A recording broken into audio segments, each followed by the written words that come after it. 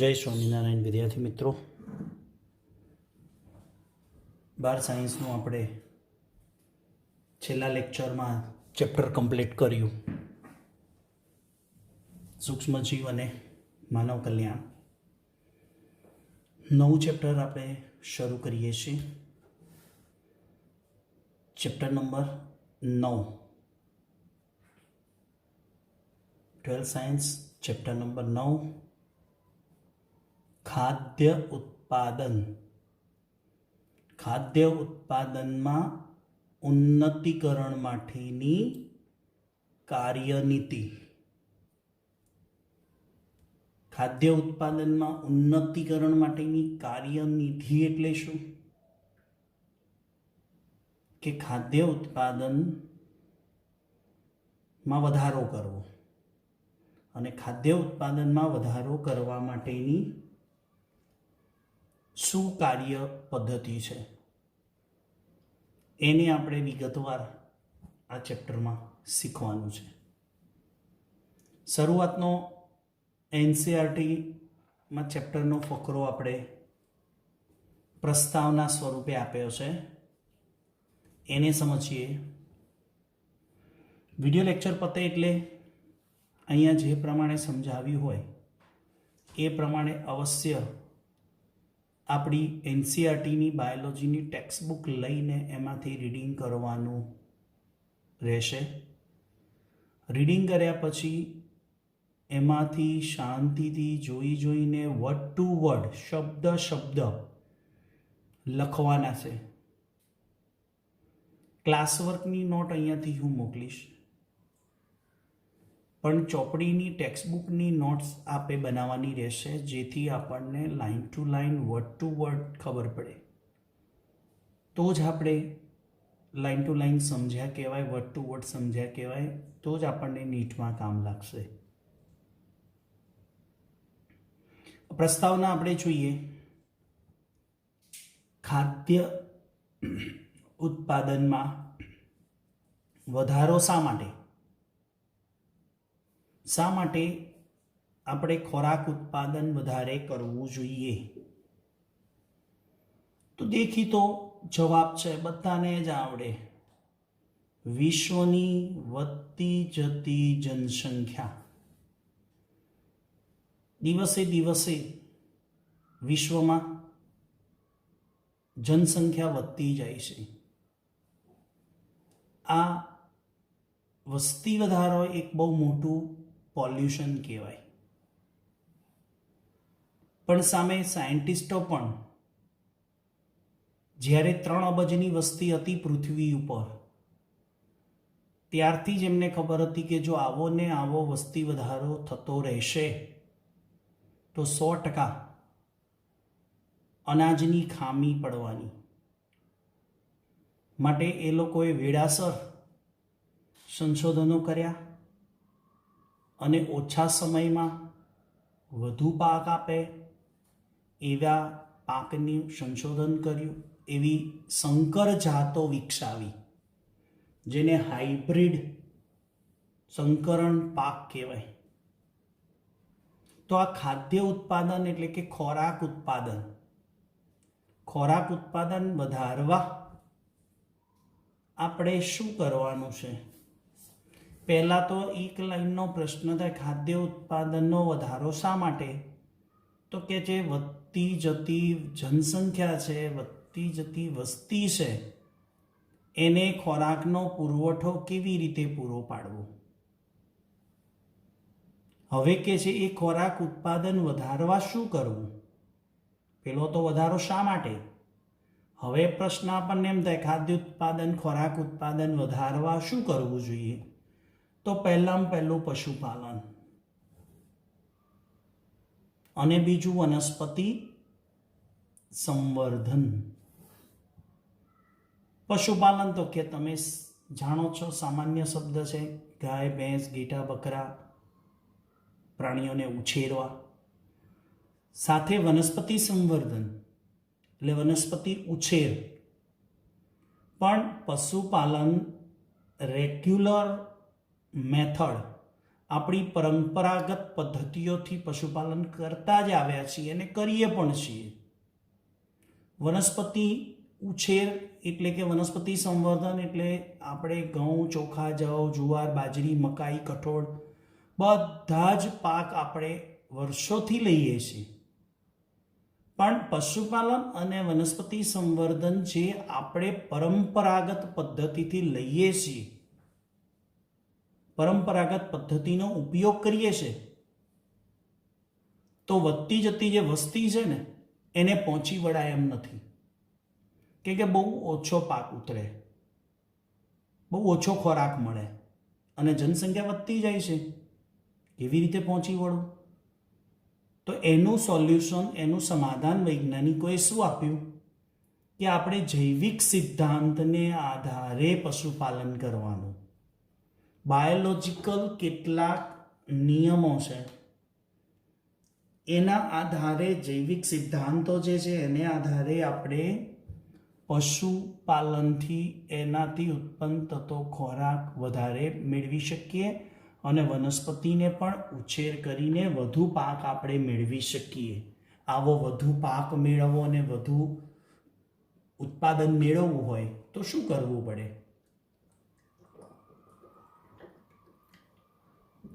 Simple, ટેકનોલોજીનો ઉપયોગ કરવો પડે, જૈવિક સિદ્ધાંતનો ઉપયોગ કરવો પડે. આના માટે ખાદ્ય ઉત્પાદન વધારવા નવી ટેકનોલોજી, જેની અંદર પ્રાણીઓમાં દુધાળા પ્રાણીઓ છે, દુધાળા પશુઓ છે, એની અંદર નવી ટેકનોલોજીમાં એક ભ્રૂણ ટ્રાન્સફર અને 2 પેશી સંવર્ધન. આ ભ્રૂણ ટ્રાન્સફરની જે વાત કરી એ પશુપાલનમાં ઉપયોગ કરવાનો અને પેશી સંવર્ધનની જે વાત કરી એ વનસ્પતિ ઉછેરમાં વાપરવાની. આ 2 નવી ટેકનોલોજી છે જેનાથી આપણે ખાદ્ય ઉત્પાદન વધારી શકાય. પ્રાણીઓમાં ભ્રૂણ ટ્રાન્સફર અને વનસ્પતિ ઉછેરમાં પેશી સંવર્ધન. નેક્સ્ટ આપણે જોઈશું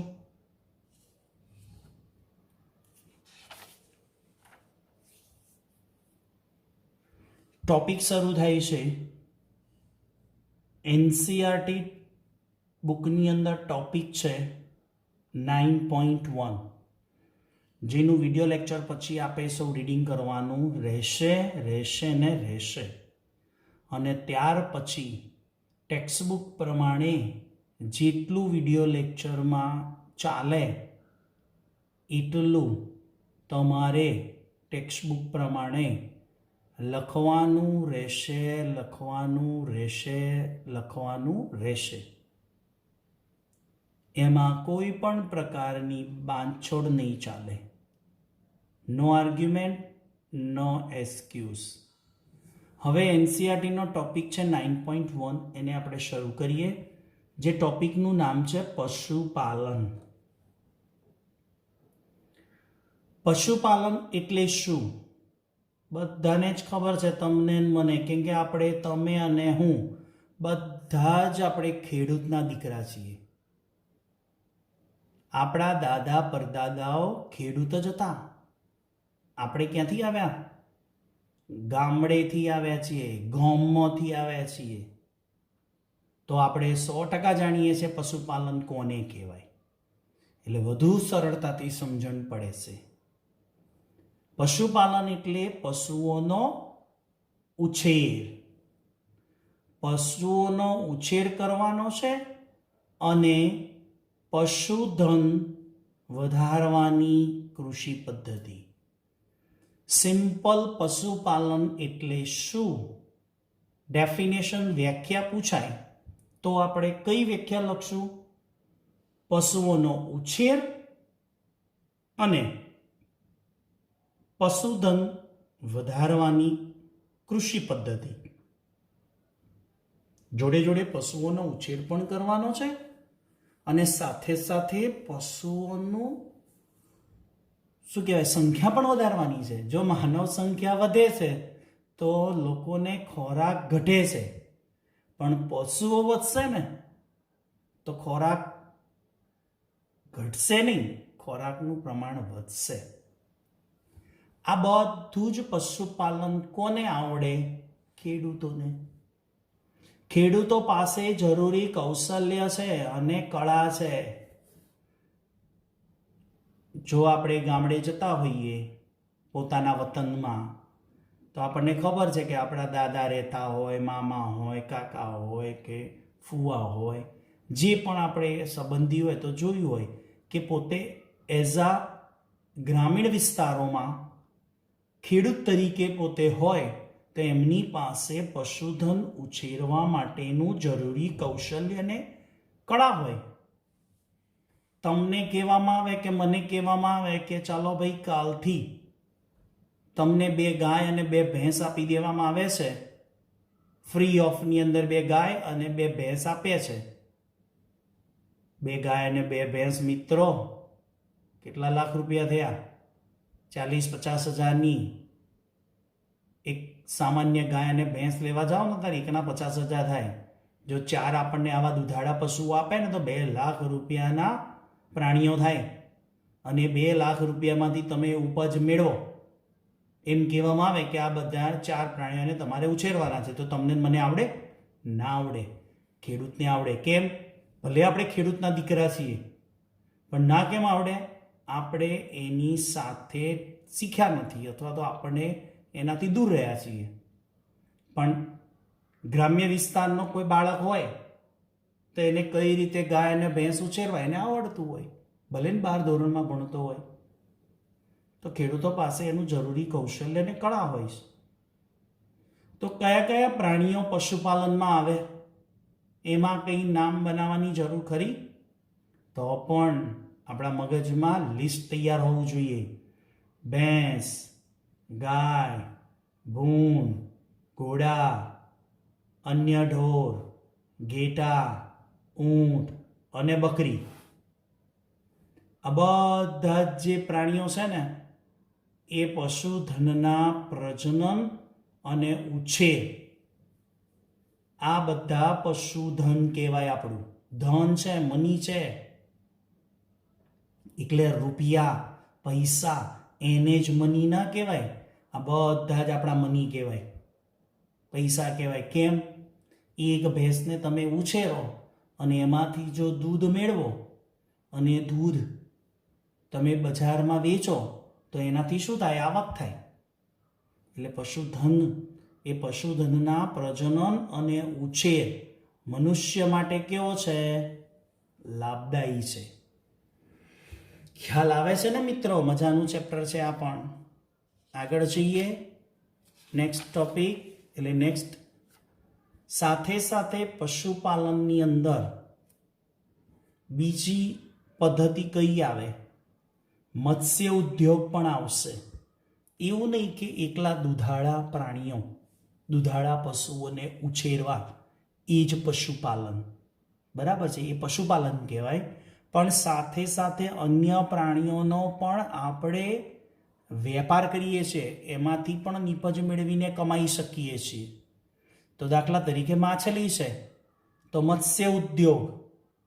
મત્સ્ય ઉદ્યોગમાં માછલીઓ, મૃદુકાય, જેમાં મૃદુકાય સમુદાય શીખી ગયા આપણું 11th સાયન્સમાં, કે કવચયુક્ત જલીય પૃષ્ઠવંશી કહેવાય. પછી સ્તરકવચી, ઝીંગા અને કરચલા. સૌરાષ્ટ્રના દરિયા કિનારે ઝીંગા અને કરચલાનો પણ મોટો વેપાર છે. તમને થશે કે સાહેબ ઝીંગા અને કરચલા શું કામના? આપણા નજીકમાં ચીન, મલેશિયા જેવા દેશો છે ને, એની અંદર આવા ઝીંગા અને કરચલાની વાનગીઓ થાય છે. એ લોકો મલેશિયા અને ચીનની અંદર માંસાહાર વધારે છે. તો આવા માછલીઓ છે, સ્તરકવચી છે, મૃદુકાય છે, આ બધા પ્રાણીઓને એ લોકો ખોરાક તરીકે ઉપયોગ કરે છે. ભલે આપણો દેશ નથી કરતો, આપણે આ દેશ નિકાસ કરે છે. તો આવા માછલીઓ, મૃદુકાય અને સ્તરકવચીને ઉછેરવા, પકડવા અને વેચાણ કરવું એટલે મત્સ્ય ઉદ્યોગ. મત્સ્ય ઉદ્યોગને શું કહેશો? બ્લુ રિવોલ્યુશન, નીટ પ્રમાણે.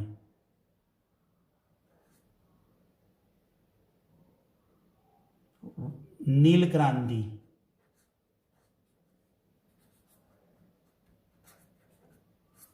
બ્લુ રિવોલ્યુશન,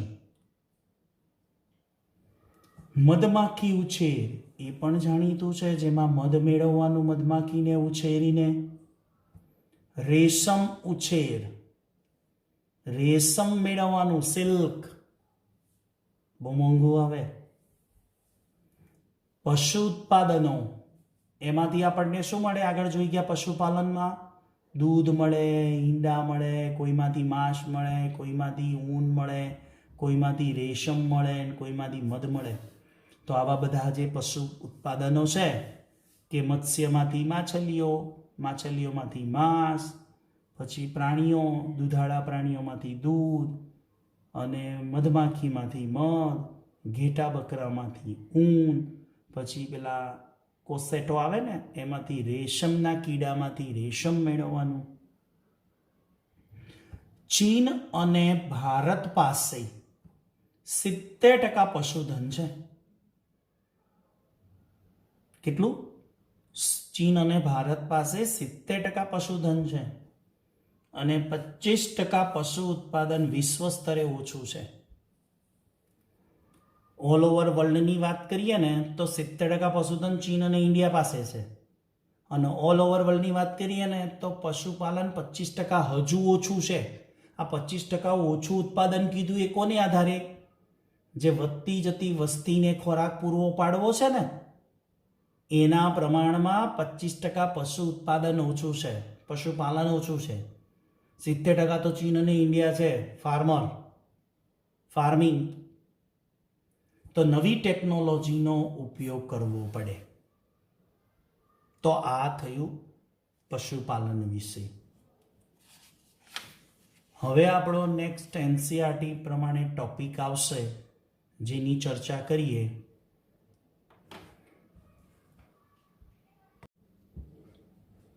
જેમાં આપણે ચર્ચા કરવાની છે 9.1.1 ડેરી વ્યવસાય, ડેરી વ્યવસાયનું વ્યવસ્થાપન. તો એની અંદર કોની ચર્ચા કરવાની? ડેરી ઉદ્યોગની. હવે ડેરી ઉદ્યોગ શું છે? તો મનુષ્યના વપરાશ માટે દૂધ અને દૂધના ઉત્પાદનો મેઇન ડેરીમાંથી, નાની મોટી ગામડામાં સહકારી ડેરીઓ હોય, સહકારી મંડળીઓ છે, એમાં આપણે જોયું હશે કે ખેડૂત પોતાના દૂધાળા પશુઓ હોય એનું સવાર સાંજ જે ગાય ભેંસ છે એનું દૂધ મેળવે અને પછી ડેરીમાં ભરાવે.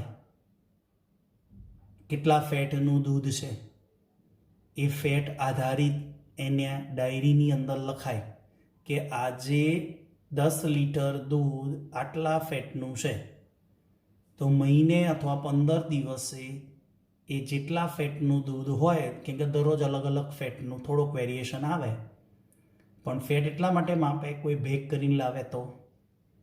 એટલે 10 લીટર દૂધ આજે ભરાવ્યું આટલા ફેટનું, અને ફેટ પ્રમાણેનો ભાવ હોય.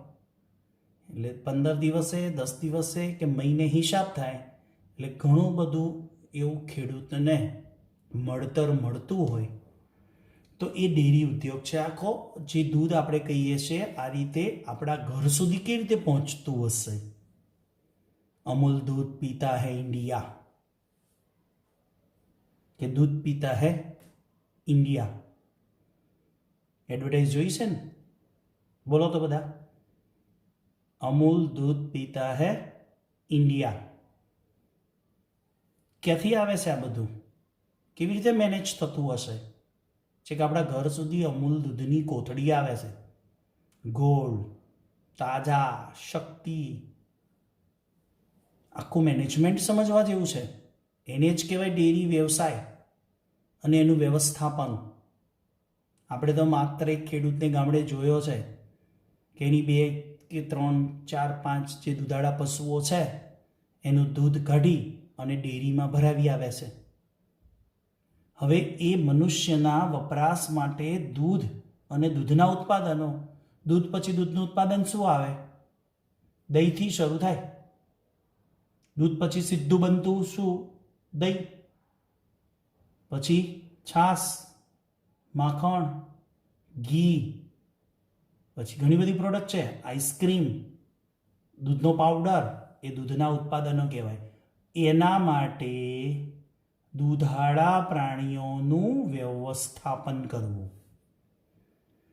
ટૂંકમાં મનુષ્યના વપરાશ માટે દૂધ અને દૂધના ઉત્પાદનો માટે દૂધાળા પ્રાણીઓને પાળવાના, ઉછેરવાના, સારું તાજું પૌષ્ટિક આહાર આપવાનો, જેનાથી એના દૂધની અંદર ફેટ વધારે આવે. આમ તો કેવું છે વિદ્યાર્થી મિત્રો કે કોઈ પણ પ્રાણી છે એનું જે દૂધ હોય, જે માદા, કોઈ પણ પ્રાણી સસ્તન પ્રાણી છે, એ સસ્તન પ્રાણીના સ્તનમાંથી જે દૂધ નીકળે છે એ ખરેખર કોના માટે છે? એના બચ્ચાના પોષણ માટે છે. એના બચ્ચાને પોષણ આપવા માટે પોતાના શરીરમાંથી, સ્તન ગ્રંથિમાંથી દૂધનો સ્ત્રાવ થાય છે. પરંતુ મનુષ્યએ પ્રાણીઓના જે દૂધાળા પ્રાણીઓ છે, તમે જોયું હશે ગ્રામીણ વિસ્તારોમાં કે સાંજ પડે કે સવારે જે દૂધ આપતી ગાય હોય કે દૂધ આપતી ભેંસ હોય ને, એનું એ ભેંસ કે ગાયનું વાલસોયું બચ્ચું, જે પણ બચ્ચું છે એને થોડીક વાર માટે એના પોતાના સ્થાનમાંથી છોડી દેવામાં આવે.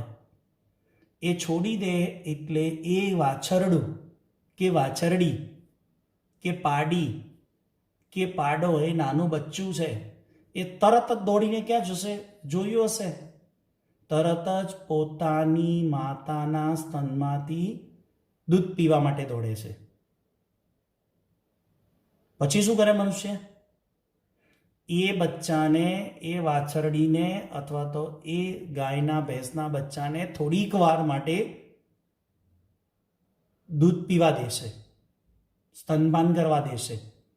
ત્યાર પછી જોયું હશે એ વાછરડું, એ ગાય ભેંસનું બચ્ચું જલ્દીથી પોતાની માતાનું આંચળ છોડશે નહીં, પણ મનુષ્ય પરાણે એને ખેંચીને એની જગ્યા ઉપર બેસાડી દે અને પછી પોતે શું કરે છે? દૂધનું તપેલું લઈને બેસી જાય અને આંચળમાંથી બધું દૂધ તપેલામાં, અને જઈને ક્યાં? ડેરીમાં ભરાવી દે. પોતાને ખાવા જેટલું રાખે, બાકીનું ડેરીમાં જમા કરાવી દે. આવું છે. છતાં પણ એ આપણને ઉપયોગી છે. દૂધાળા પશુઓની યાદી બનાવો તમારી જાતે. એમાં મારે તમને સમજાવવું પડશે કે દૂધાળા પ્રાણીઓ કયા હોય. આગળ લિસ્ટ બનાવ્યું. પછી દૂધમાંથી બનતી નિપજોની યાદી બનાવો. મેં હમણાં જ લેક્ચરમાં કહી દીધું કે દૂધમાંથી બનતી પ્રોડક્ટ કઈ. પછી ડેરી ઉદ્યોગમાં ડેરી વ્યવસાયનો અભ્યાસ, ડેરી ઉદ્યોગમાં ડેરી વ્યવસ્થાપનનો, જેમાં પ્રક્રિયા અને પદ્ધતિ સમજવાની. શું સમજવાની? પ્રક્રિયા અને પદ્ધતિને સમજવાની. ત્યારે આપણને ખબર પડે કે ડેરી વ્યવસાય અથવા ડેરી ઉદ્યોગ કેવી રીતે ચાલતો હશે. નેક્સ્ટ,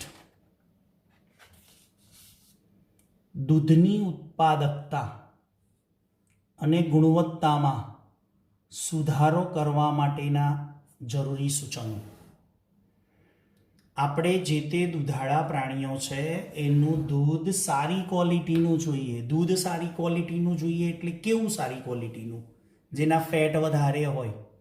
તમે અમૂલ ગોલ્ડનું દૂધ 1 લીટરનો કેટલો ભાવ આપો છો? તપાસ કરજો બજારમાં. 1 લીટર અમૂલ ગોલ્ડ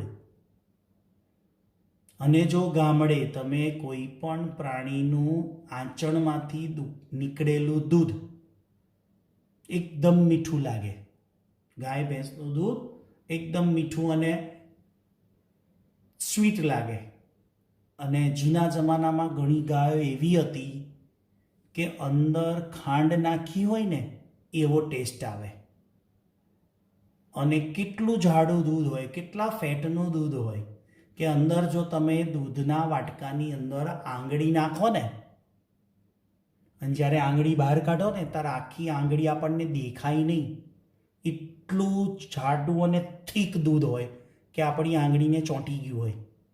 એટલે એનો અર્થ કહેવા એ માંગુ છું કે એટલા ઊંચા ફેટનું દૂધ. હવે એ દૂધની ઉત્પાદકતા, ઊંચા ફેટનું દૂધ, એની ગુણવત્તા, ક્વોલિટી પણ હોવી જોઈએ.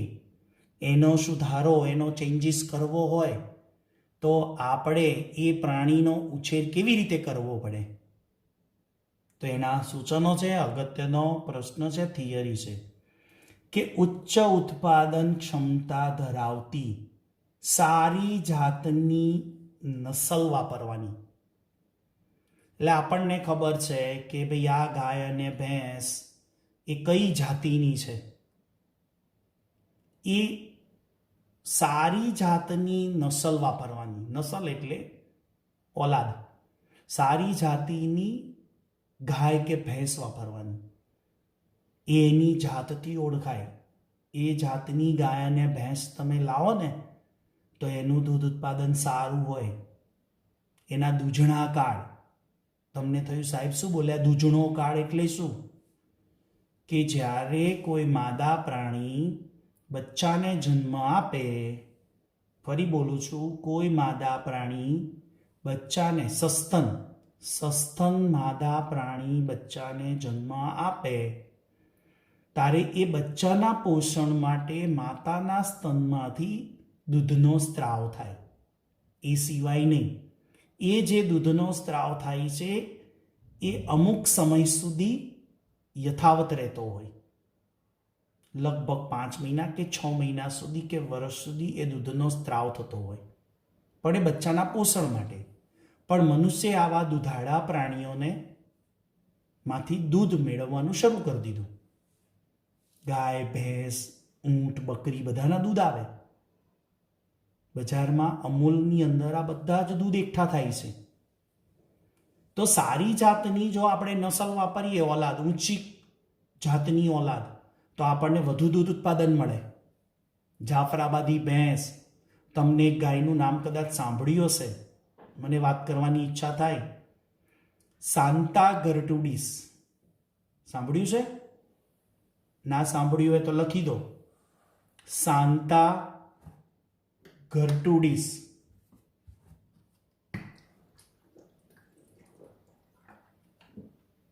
સાન્તા ગર્ટુડિસ લખો, ઇઝ ઇક્વલ ટુ અમેરિકન ગાય, અમેરિકન ગાય વત્તા ભારતનો બ્રાહ્મણી આખલો, એટલે ભારતીય આખલો અને અમેરિકન ગાય, એના વચ્ચે કૃત્રિમ વીર્યદાન પદ્ધતિ કરવામાં આવી. તમને સમજાવું કૃત્રિમ વીર્યદાન પદ્ધતિ એટલે શું.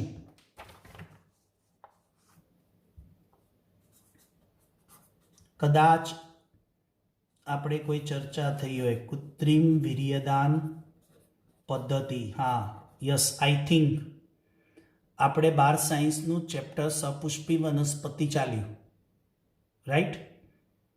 એની અંદર પરાગરજની વાત આવી હતી. પરાગરજનું -196 ડિગ્રી સેલ્સિયસે સંઘરવાની વાત, ત્યારે કદાચ આની ચર્ચા કરી હતી. કૃત્રિમ વીર્યદાન પદ્ધતિ એટલે શું? કે સારી જાતના નર, એનું વીર્ય એટલે એમાં શુક્રકોષો હોય, એને -196 ડિગ્રી સેલ્સિયસે શું કરવાના? સંગ્રહી રાખવાના. જ્યારે જરૂર પડે, તમે ગામડે જોયું હશે કે વેટરનરી ડૉક્ટર એટલે ગાય ભેંસના જે ડૉક્ટર છે ને એના દવાખાના આગળ એક આવું બનાવેલું લોખંડની પાઇપવાળું સ્ટેન્ડ હોય, જેમાં ગાય ભેંસ છે એને અહીંયા ઊભા રાખવાના ડૉક્ટર તપાસ માટે, અને બાંધી રાખવાની ગાય ભેંસને, એટલે ડૉક્ટર એને તપાસ કરે. જ્યારે એ ગાય કે ભેંસ છે માદા, એને યોગ્ય સમય થાય, એના અંડકોષો મુક્ત થવાનો સમય હોય, એ અંડકોષ મુક્ત થવાનો મહિનામાં એક સમય હોય જેને અંડપાતની ક્રિયા કહેવાય, ઋતુસ્ત્રાવ કહેવાય, ઋતુચક્ર કહેવાય, માસિક ચક્ર કહેવાય. ત્યારે એવા સમયે ખેડૂત પોતાની ગાય કે ભેંસને ડૉક્ટર પાસે લઈ જાય. ત્યારે ડૉક્ટર વીર્ય બેંકમાંથી, જેમાં સારી જાતના આખલા અને પાડાનું વીર્ય -196 શુક્રકોષોને સંગ્રહી રાખેલા હોય, એ ઓર્ડર પ્રમાણે બુક કરાવેલું હોય, ત્યારે ખેડૂત પોતાના માદા ગાય કે ભેંસને લઈ જાય. ત્યારે માદાની યોનિમાં સિરિંજ વડે વીર્ય દાન કરે, વીર્ય આપે. ત્યારે આ ગાય ભેંસ જે માદા હોય, એ ગાય કે ભેંસ એના મુક્ત થયેલા અંડકોષ વત્તા દાન થયેલા શુક્રકોષ વડે ફલન થાય, ફલિતાંડ બને અને યોગ્ય સંતતિનું નિર્માણ થાય. આને કહેવાય કૃત્રિમ વીર્યદાન પદ્ધતિ, જે હાલમાં નીટમાં યાદ રાખજો, અમદાવાદ નજીક બીડજ ખાતે, ક્યાં? અમદાવાદ નજીક બીડજ ખાતે આ કૃત્રિમ વીર્યદાન પદ્ધતિનું સંશોધન અને કેન્દ્ર ચાલે છે. કૃત્રિમ વીર્યદાન પદ્ધતિનું કેન્દ્ર ચાલે છે. આ પ્રોસેસ કરવાની, આ પ્રોસેસ કરવાથી ભારતનો આખલો અને અમેરિકન ગાય વચ્ચે કૃત્રિમ વીર્યદાન થયું, અને એના દ્વારા જે જન્મેલી ગાય છે એને આપણે સાન્તા ગર્ટુડીસ કહીશું. મિત્રો, સાન્તા ગર્ટુડીસ પોતાના દૂધણા કાળ દરમિયાન, દૂધણો કાળ એટલે બચ્ચાને જન્મ આપ્યા પછી જે પોતાની આંચળમાંથી દૂધનો સ્ત્રાવ કરે ને, એ સવારે કેટલા લીટર? 20 થી 25 લીટર દૂધ આપે. સાંજે કેટલું આપે? બીજું જેટલું, 20 થી 25 આપે. એવરેજ પર ડે કેટલા લીટર દૂધ આપે? 40 થી 50 લીટર. કેટલા ફેટનું? મિનિમમ 16 અને મેક્સિમમ 20 ફેટનું. 3.5 થી 4 લાખની સાન્તા ગર્ટુડીસ ગાય આવે. એક આપણે અલ્ટો ગાડી આવે ને એટલી મોંઘી છે, પણ એ મોંઘી ગાય ભેંસને સાચવવાની, સાન્તા ગર્ટુડીસ ગાય છે એને સાચવવી પડે, એના માટે એની માવજત કરવી પડે, એને ઉછેર કરવો પડે, સુયોગ્ય વાતાવરણ આપવું પડે, તબેલો વ્યવસ્થિત હોવો જોઈએ. એ બધી નોંધ અહીંયા છે. સારી જાતની નસલ, બીજું સાથે સાથે રોગ સામે પ્રતિકારક ક્ષમતા, એટલે રોગ થાય ને પ્રાણીઓને, પશુઓને, દુધાળા, તો ઓલરેડી એને રસીકરણ અને એવી જાત આપણે બનાવેલી હોય ને, તો રોગો સામે રક્ષણ મેળવી શકે. એટલે રોગ પ્રતિકારક ક્ષમતા ઊંચી હોવી જોઈએ. પછી પશુઓની આપણે સાર સંભાળ રાખવાની. એને એવું નહીં કે બસ બાંધી દીધા અને બસ દૂધણો કાળ આવે એટલે દૂધ મેળવી દેવાનું, નહીં. એને સારામાં સારું રહેઠાણ આપવાનું, પૂરતું પાણી, રોગમુક્ત વાતાવરણ, એટલે જંતુનાશક દવાઓ, ડીડીટી, આ બધું એના તબેલામાં છાંટતા રહેવું જોઈએ. મચ્છરનો ઉપદ્રવ થવો ન જોઈએ. બેક્ટેરિયા, વાયરસ, આખો તબેલો રોગમુક્ત હોવો જોઈએ. વૈજ્ઞાનિક દ્રષ્ટિકોણથી આહાર આપવાનો, જે આપણે ખેડૂત, તમને ખબર છે ને, સાંજે 4 વાગે ગાય કે ભેંસ હોય જે દૂધણી, જે દૂધ આપતી ગાય ભેંસને સારામાં સારું પૌષ્ટિક ખાણ આપે, જેને ખાણ કહેવાય, ખોડ કહેવાય, ખોડ ગુજરાતીમાં, અને એ બધો મિશ્ર કરી અને ખવડાવે, ત્યારે એ બરાબર ગાય ભેંસ એ ખોળ ખાણ ખાય અને પછી એને વાગોળે, ત્યારે એનું સારામાં સારું ઊંચી ગુણવત્તાના ફેટવાળું દૂધ મળે. પશુઓની સમયાંતરે સફાઈ કરવી પડે, નવડાવવા પડે, ચોખ્ખા રાખવા પડે, નહીતર બીમાર પડે, જીવાત ચોંટે. સ્વાસ્થ્યની ચકાસણી કરાવવાની, સમયાંતરે એને દવાખાને લઈ જઈને અથવા તો ડૉક્ટરને બોલાવાય, અને વેટરનરી ડૉક્ટર કહેવાય, પ્રાણીઓના ઢોરોના ડૉક્ટર, વેટરનરી ડૉક્ટર. એ વેટરનરી ડૉક્ટર પાસે એની મુલાકાત લેવડાવી અને એના સ્વાસ્થ્યની યોગ્ય ચકાસણી કરાવવાની. જો બીમાર હોય તો દવા, અથવા તો રોગ ન થાય એના માટે જેમ આપણે રસીઓ લઈએ છે ને, એમ પ્રાણીઓને પણ રસીકરણ કરવામાં આવે છે.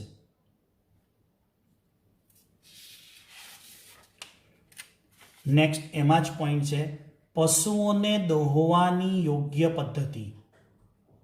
આજે તો ટેકનોલોજી છે, એને દોહતા પણ આવડવું જોઈએ પ્રાણીને. એમનેમ તમે બેસી જાઓ ને એની આંચળ સાથે રમવાનું ચાલુ કરી દો, એ ના ચાલે, સીધી લાત મારે તબેલામાંથી બહાર. એ તો જે તે ખેડૂતની ટેકનિક હોય, એ ટેકનિકથી પશુઓને દોહવાના. અત્યારે તો બધા મશીન થઈ ગયા, મશીન લગાવી દો આંચળ ઉપર, તરત જ એનું દૂધ કલેક્શન થાય. પણ એવી વાત પણ છે કે આવા વધારે પડતા મશીનનો ઉપયોગ કરવાથી પ્રાણીઓનું દૂધ ઓછું આપે, એમના લાંબા સમય એમની આંચળમાં ને એમાં નુકસાન થાય છે. એટલે પરંપરાગત ટેકનોલોજી વાપરવાની. પણ બહુ મોટા તબેલા હોય તો સ્વાભાવિક છે કે વારાફરતી દરેકને મશીન લગાવીને દૂધ દોહવાની પદ્ધતિ છે. એ તો આપણે અહીંયા પરંપરાગત રીતે ગાય ભેંસના આગળ તપેલા લઈને બેસી જાય. પણ ફોરેનના નેધરલેન્ડ સૌથી મોટું દૂધ ઉત્પાદન કરે છે. એવા બીજા જગ્યાઓ છે કે જ્યાં દૂધ ઉત્પાદન વધારે થતું હોય, ટેકનોલોજીવાળા તબેલા હોય, ત્યાં બધી જાતની ટેકનોલોજી વપરાય. દૂધ અને તેમાંથી બનતી બનાવટનો સંગ્રહ કરવાનો, ઘી, માખણ, છાશ બધું બનાવી અને એને સ્ટોક કરવાનું, યોગ્ય સમયે એનું વિતરણ કરવાનું. દૂધના પરિવહન દરમિયાન ચોક્કસપણે સફાઈ કરવાની. એટલે કે દૂધ ટ્રાન્સપોર્ટેશન થાય છે જે ખેડૂતના ઘરથી લઈને આપણા ઘર સુધી અમૂલની ડેરીમાંથી આખું દૂધ જે આવે ને એ બધું જ ચોખ્ખું અને જંતુમુક્ત હોવું જોઈએ. આના ઉપરથી મારે તમને એક કહેવાની ઈચ્છા થાય છે કે અમૂલ દૂધની કોથળી બરાબર આ લેક્ચર પતે વિડીયો ત્યારે ઘરના રસોડામાં જઈને ક્યાંય ખાલી કોથળી હોય ને તો તમારે લેવાની, અને એમાં બરાબર ધ્યાનથી જોજો, લખેલું હશે પેસ્ચ્યુરાઇઝેશન. જો દૂધની કોથળી અમૂલની આવતી હોય અને લેક્ચર પત્યા પછી જે કોઈ વિદ્યાર્થી ઊભા થઈને ખાલી દૂધની કોથળી હોય કે ઘરમાં ફ્રીજમાં ભરેલી દૂધની કોથળી હોય, જો આ શબ્દ ના શોધી કાઢે, કોથળી સુધી ના પહોંચે અમૂલની ઘરમાં, તો એને એનસીઆરટીના સમ. કોના સમ આપ્યા? એનસીઆરટીના. એટલે બાયોલોજી એનસીઆરટીના સમ આપું છું. જેને વાલી હોય એનસીઆરટી બાયોલોજીની, એ લેક્ચર ભર્યા પછી અમૂલ દૂધની કોથળી ચેક કરે. અને જે વિદ્યાર્થીનો આ અમૂલ દૂધની કોથળીનો ફોટો પેસ્ચ્યુરાઇઝેશન લખેલો માત્ર ને માત્ર લેક્ચર પૂરો થાય જ્યારથી અપલોડ કર્યો એના સમયથી 8:30 સુધીમાં, 8:45 સુધીમાં એક જ ફોટો મારે જોઈએ છે. જોઈએ કેટલા વિદ્યાર્થી આપે છે. બધા નહીં મૂકતા હો, ને તમારું વોટ્સએપ ભરાઈ જશે. પેસ્ચ્યુરાઇઝેશન એટલે લુઈ પાસ્ચરે એનું સંશોધન કર્યું હતું. એટલે શું? 70 ડિગ્રી સેલ્સિયસથી 80 ડિગ્રી સેલ્સિયસે આ તાપમાને એને ગરમ કરવાનું. આટલા ઊંચા તાપમાને ગરમ કરવાથી કોઈ પણ બેક્ટેરિયા રહી ના શકે, અને તરત જ 0 ડિગ્રી સેલ્સિયસ તાપમાને ઠંડુ પાડી દેવાનું, અને ઠંડુ પાડીને યોગ્ય પાત્રમાં ભરી દેવાનું, ત્યારે એ જંતુ મુક્ત કહેવાય. પેસ્ચ્યુરાઇઝેશન પદ્ધતિનો અર્થ શું થાય? જંતુ મુક્ત કરવું. દૂધને જંતુ મુક્ત કરવાની પદ્ધતિ છે. પછી ડેરીની અંદર શું હોય? યોગ્ય રેકોર્ડ રાખવાના. શાના રેકોર્ડ? એકવાર ડેરી મુલાકાત લેજો. અમૂલ દૂધ પીતા હૈ ઇન્ડિયા જોવા જેવી છે.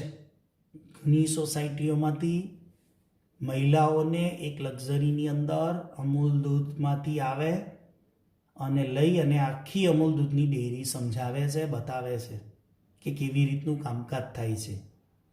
નિયમિત પરીક્ષણ કરતા રહેવું જોઈએ. કોનું? ડેરીનું, ચોખ્ખાઈનું. જે સમય સ્થાને ઓળખવા અને એના નિવારણ કરવું. એટલે કે નિયમિત પરીક્ષણ કરવાથી યોગ્ય સમયે સમસ્યાઓ પકડાઈ જાય, સમસ્યાઓ ઓળખાય અને જો કોઈ સમસ્યા હોય તો એનું નિવારણ કરવાનું. તો વિદ્યાર્થી મિત્રો, તમે કોઈ ડેરીની મુલાકાત લીધી છે? જો હા હોય અને ગયા હોય તો મને માત્ર ને માત્ર ખાલી જણાવશો વોઇસ મેસેજ દ્વારા. તો આ થઈ આપણે ડેરી વ્યવસ્થાપન અને ડેરી ઉદ્યોગ.